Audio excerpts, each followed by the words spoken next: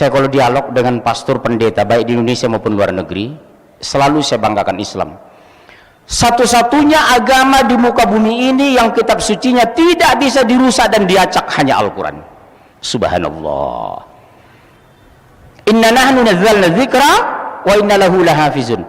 Kami yang menurunkan Al-Quran dan kami yang memelihara. Satu titik pun tidak ada yang hilang dari Al-Quran sampai hari kiamat.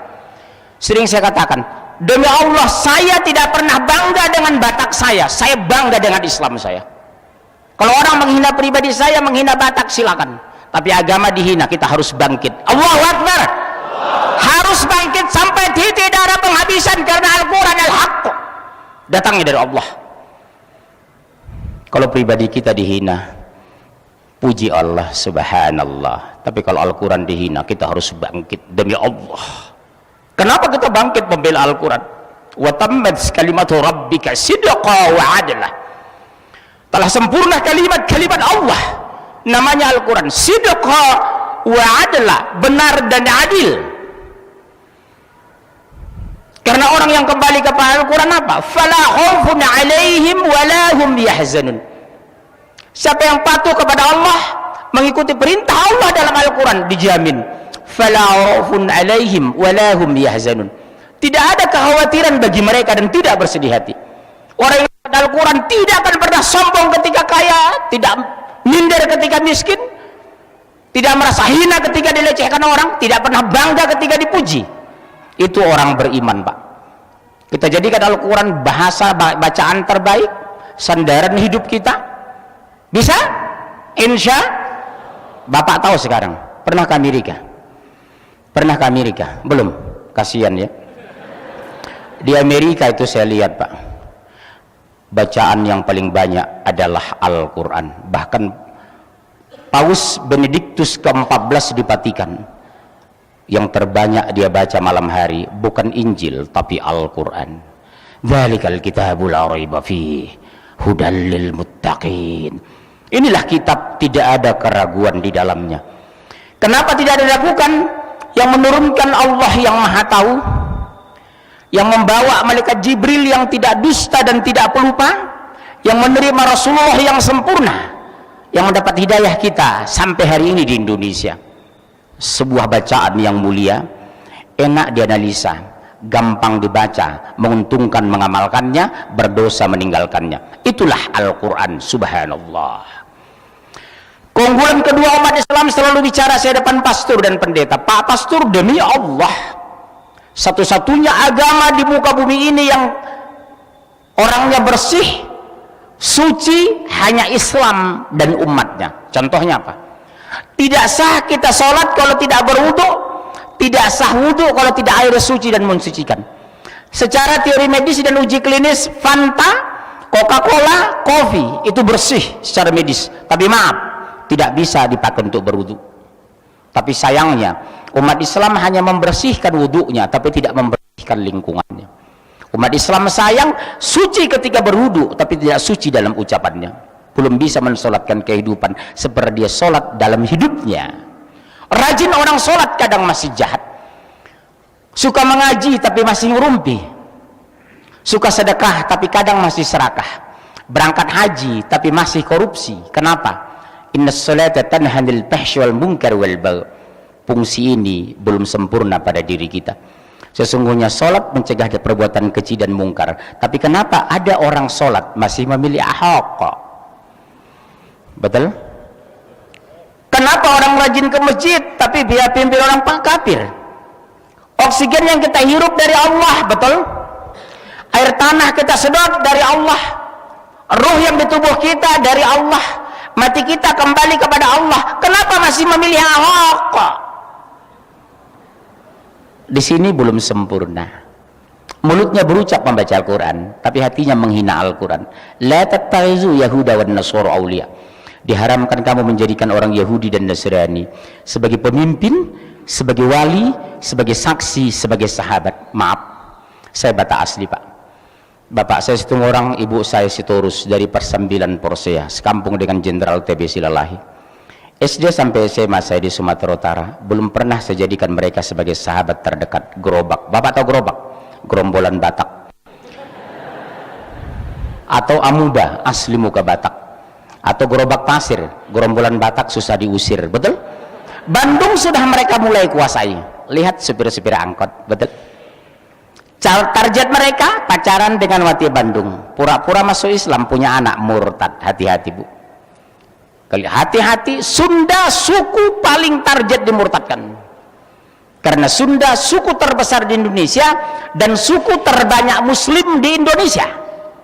Saya ulangi Bunda, Islam terbesar di Indonesia dan dunia adalah suku Sunda. Lebih dari 50 juta orang Sunda di Indonesia. Dan suku terkecil murtad, target mereka murtadkan orang Sunda, karena orang Sunda itu santun. Kalau sudah orang Sunda murtad, orangnya santun, gampang mengajak orang masuk Nasrani. Hebat kan teori psikologi mereka. Saya bangga dengan orang Sunda dulu, sekarang berkurang. Saya dulu bangga melihat orang Sunda taat, dulu, sekarang mulai pudar. Sudah muncul orang-orang Sunda yang murtad menjadi pendeta. Hajjah Fatimah, sekarang pendeta Hajjah Fatimah. Di Cirebon, Danu Khalil Winata, Ustadz sarjana dari Sekolah Tinggi Ilmu Agama Islam Cirebon, sekarang pendeta Danu Khalil Winata. Dulu saya bangga demi Allah, bangga dengan Sunda. Sekarang kebanggaan itu mulai pudar. Sudah kupergoki orang-orang Sunda di Cianjur, Sukabumi, pindah agama, bangga dengan Nasrani. Subhanallah. 2 bulan lalu saya takbil akbar di Sukabumi. Neneknya masih pakai hijab, cucunya sudah bersalib digendong.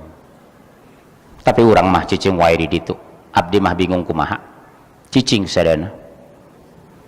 Yang kedua, selalu saya banggakan ketika saya dialog dengan Nasrani. Demi Allah, kenapa kami orang Batak rabi-rabi masuk Islam? Saya bilang, satu-satunya agama di muka bumi yang bisa dipertanggungjawabkan secara ilmiah hanya Islam. Makan kita teratur, makanan kita halalan thayyiban. Kenapa Bunda disuruh berhijab menutup aurat? Kenapa kita berbusana santun menutup aurat? Karena kita agama mulia, agama tinggi, agama calon surga. Kenapa orang Nasrani tidak ada peraturan, semua bisa dimakan, orang-orang kafir busananya tidak jelas? Jawabnya, karena jatah mereka neraka jahanam. Kenapa kita banyak diatur? Karena kita mulia dan tinggi, kita agung dan calon surga. Kita harus bangga, tanamkan kepada anak, demi Allah nak, kamu harus bangga sebagai Islam, satu-satunya agama yang benar. Inna dina indallahil Islam. Begitu kamu murtad, neraka jahanam. Anak saya 3 laki-laki Pak.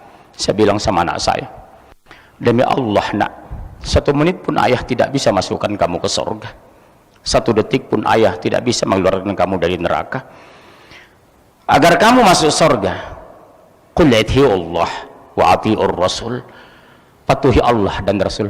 Ayah tidak pernah bangga dengan kamu yang S2 dari Jerman. Ayah tidak bangga melihat kamu fasih 3 bahasa asing. Yang membuat ayah bangga terhadap kamu nak hanya 2.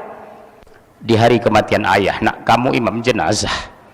Di hari kematian kamu nak, kamu husnul khotimah. Itulah kebanggaan ayah sama kalian nak. Di hari kematian ayah, kamu imam jenazah ayah nak. Jangan panggil ustadz mensolatkan ayah. Di hari kematian kamu, kamu husnul khotimah. Itulah anak kebanggaan dalam pandangan ayah dan Islam.